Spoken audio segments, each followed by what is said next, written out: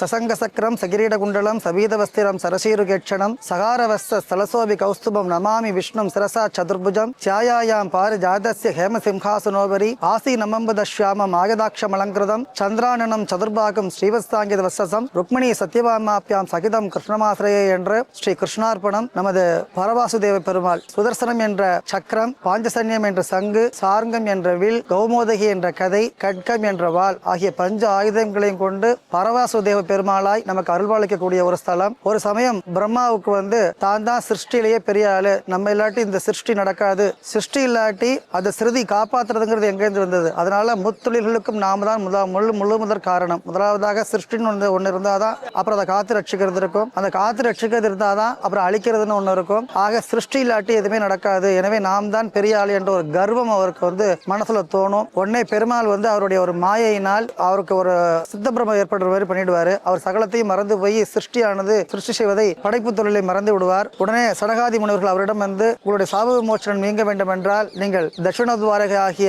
ஜன்பகாரண்ய கஷேத்திரம் அடைந்து அங்க பரவாசுதேவ பெருமாளை வாசுதேவ துவதசாச்சரி என்ற மந்திரத்தை உச்சரித்து நீங்கள் கடுந்தவம் ஏற்ற வேண்டும் என்று சொல்வார்கள். அதேபோல் பிரம்மாவானவர் இந்த ஜன்பகாரண்யத்துக்கு பரவாசுதேவ பெருமாளை நினைத்து பல ஆண்டுகளாக தவம் ஏற்றினார். பெருமாளும் அவருடைய தவத்திற்கு இணங்கி நேரில் பிரத்யட்சமாக காட்சி தந்து அவருடைய கர்வத்தை போக்கி சிருஷ்டியை தொடர்ந்து செய்வதற்கு அருள்பாலித்தார். அப்படி பெருமாள் பிரம்மாவுக்கு அருள் புரிந்ததனால் அந்த வாசுதேவ பெருமாளா இங்கு நின்றதனால் வாசுதேவபுரி என்று பெயர்.